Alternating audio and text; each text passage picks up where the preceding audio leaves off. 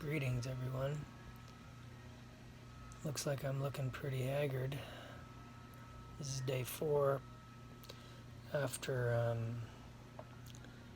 my patellar tendon repair surgery, and the pain was pretty fierce yesterday.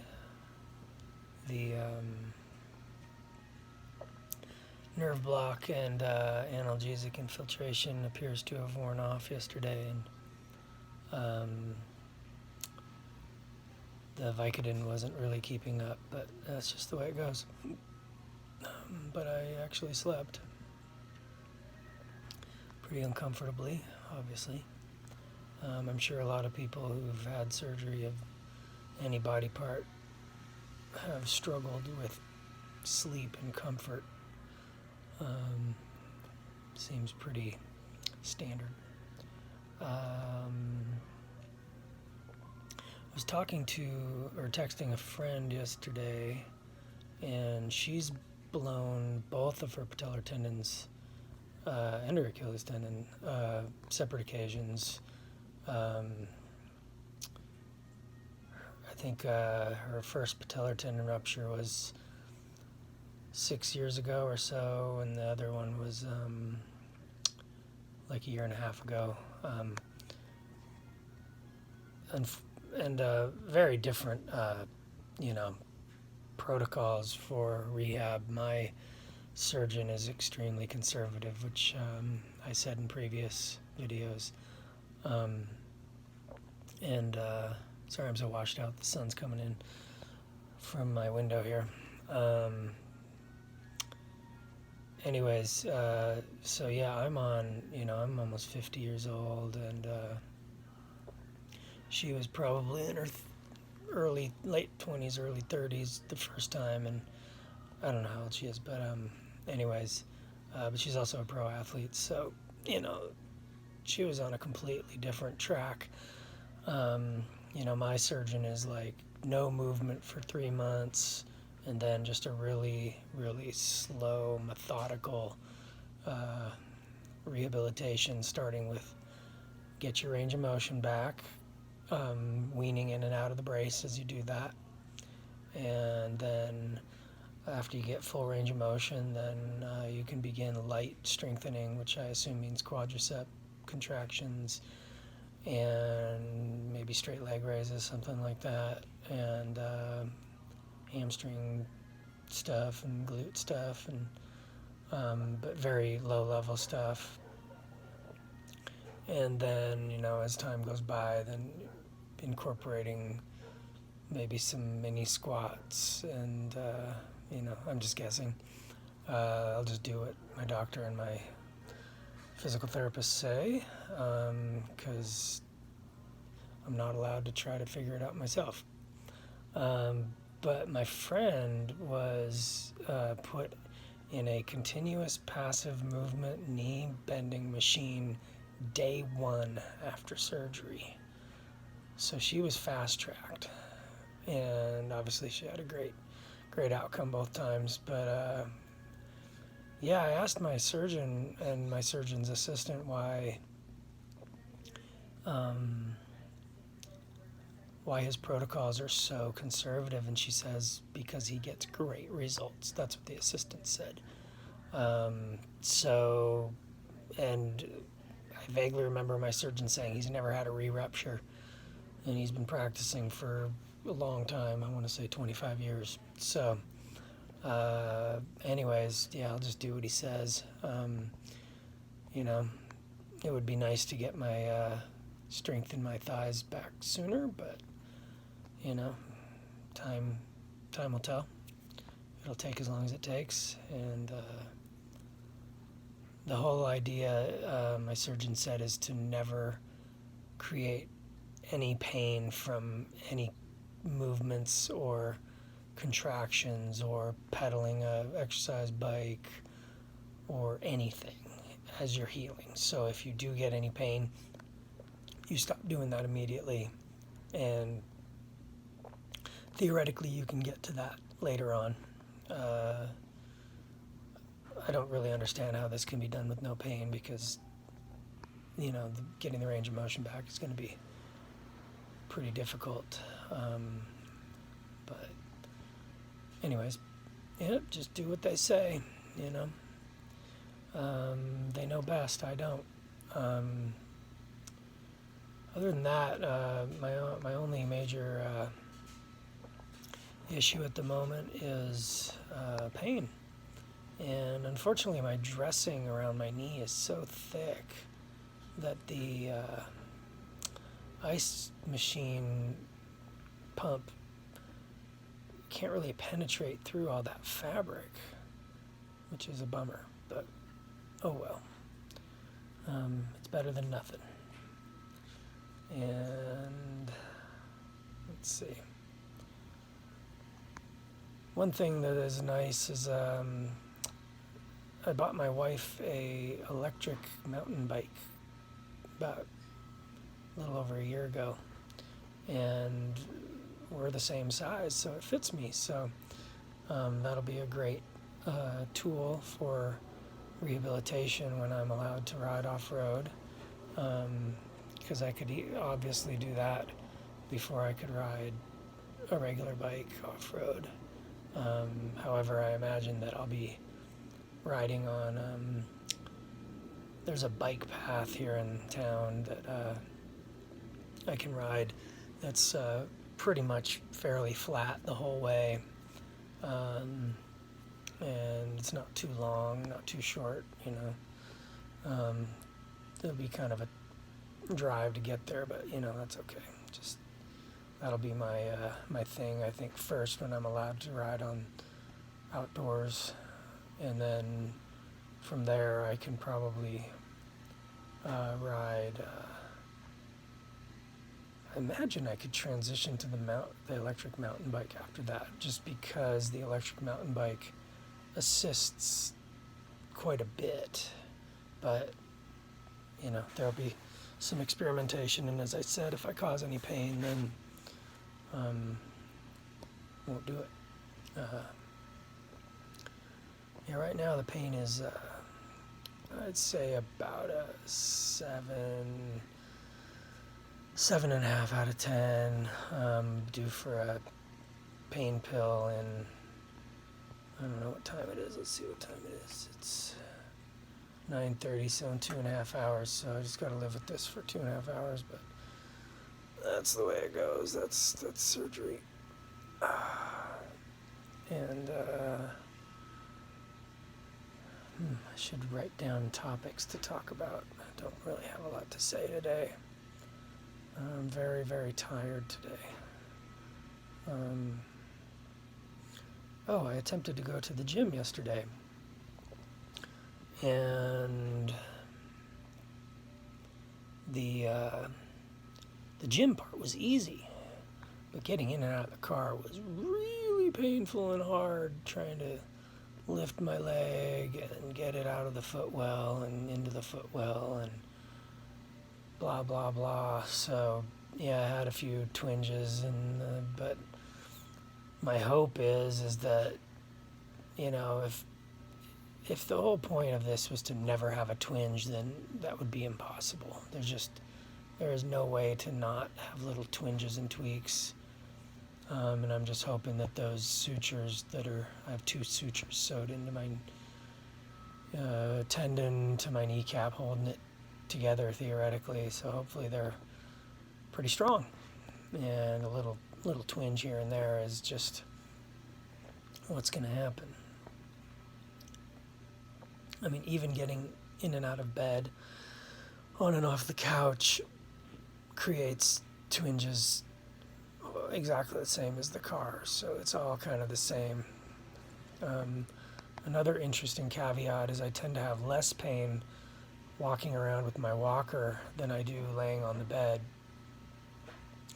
I think that has to do with my knee gets pushed slightly straighter while I'm laying on my back, and my knee is slightly more bent when I'm standing. I don't have any control over it. It's just, I guess, gravity, the brace, stuff like that. So That's my experience. But getting out of bed is really hard, and getting into bed is really hard, and I'm really tired. But I have a few little chores I'd like to do today. I did empty the dishwasher today. That took a while, but I got time. And I'm going to clean my, well, first I'm going to shave, because I look terrible. And I will obviously make a mess of the sink, so I will clean the sink. And then I will clean out the Roombas. That's my job. Those are my jobs today. Clean out the Roombas, clean the counter, emptied the dishwasher. Oh, I made a smoothie for myself and my wife. And now I'm exhausted. So, I don't know if my smoothie is healthy, but I put a banana, blueberries, some greens, a few dates. Dates are the key. Some protein powder, some gelatin powder. I was told to put that in just a little bit because I heard it can give you digestive problems. And water. And it tastes like it tastes. It's not bad. And so I drank that up with my morning supplements.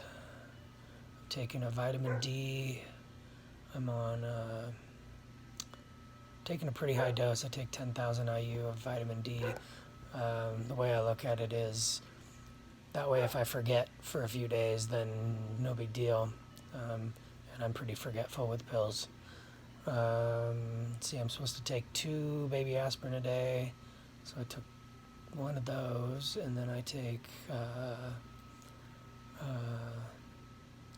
multivitamin, vitamin C, quite a bit of that, and I take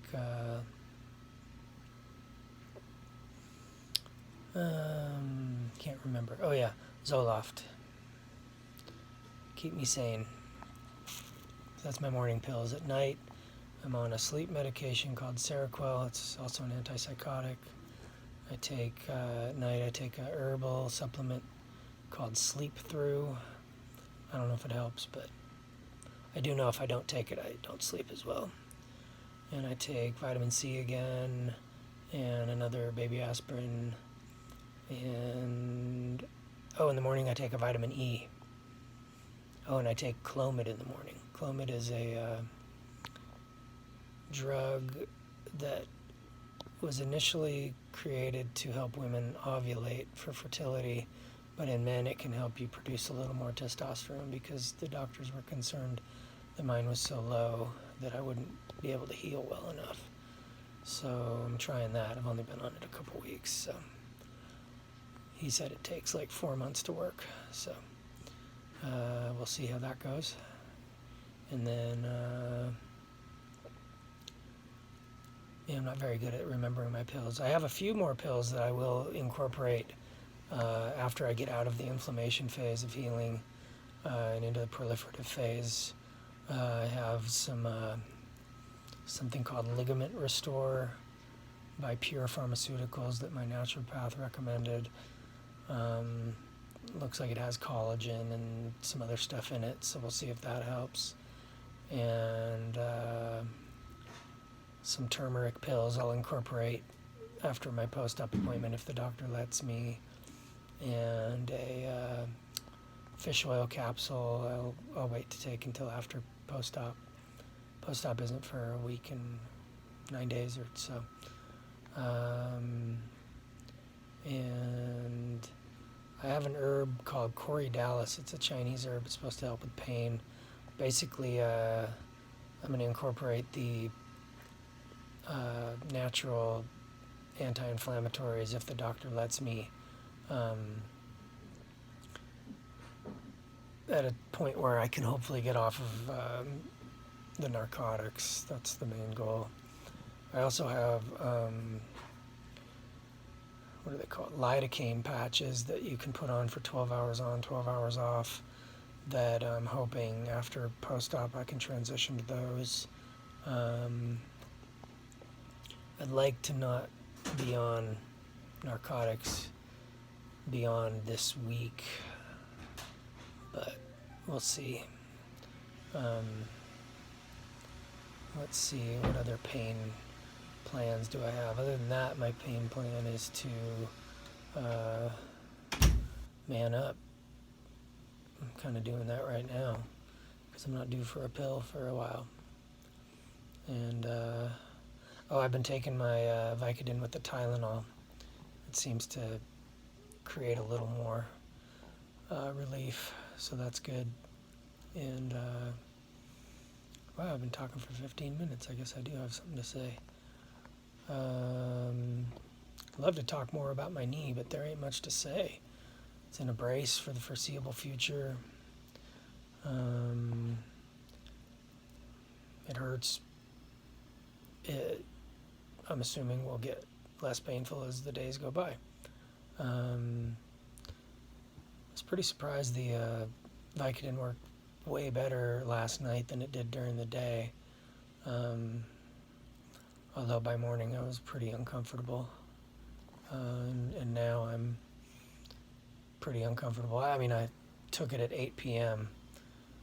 and, now it's 9:45, so I guess I shouldn't expect it to be working that long. Because it does say to take 3 a day, so I'm assuming they work for about 8 hours. And let's see. Yeah, I have all sorts of goals to get back, but I've kind of put them on hold because, I'm in this phase where there's really no reason to think about the next step because I'm not out of pain. I'm not able to drive. I'm not getting in and out of the car very easily.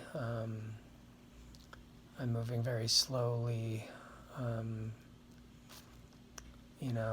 think my main goal is get off the narcotics so I can drive, or at least attempt to get in the car and drive.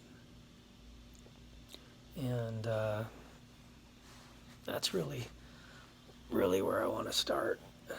Have a little more freedom. After I can drive, I want to get back to work, and just a little bit, just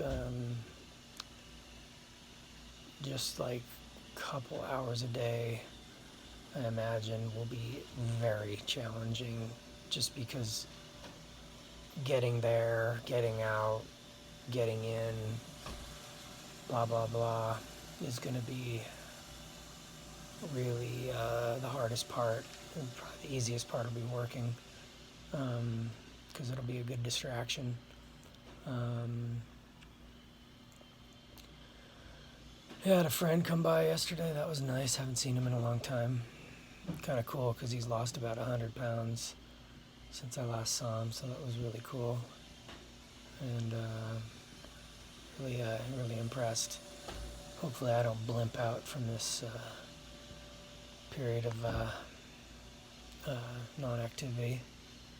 But I think for me, my main enemy is losing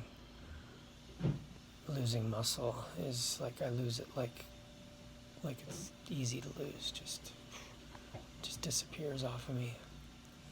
Took me 20 years to get as muscular as I did, and then when I got hurt, I lost it all in 3-4 months.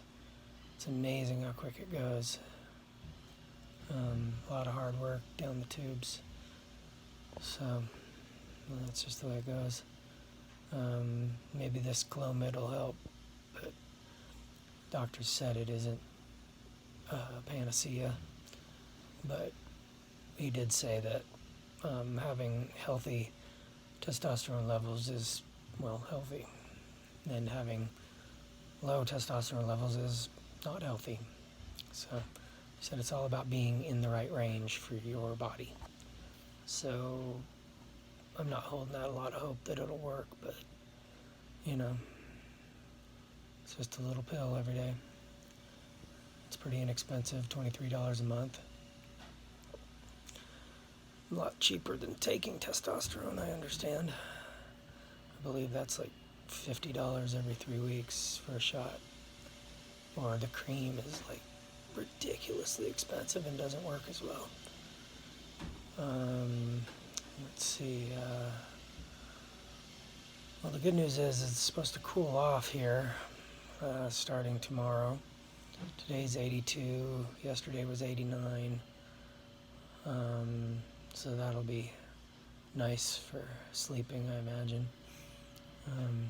Anything to help sleep will help me heal. Well, I've probably taken everyone's time, too much of their time. I'm a boring guy. I hope people get something out of this, and I will hopefully keep in touch. Adios.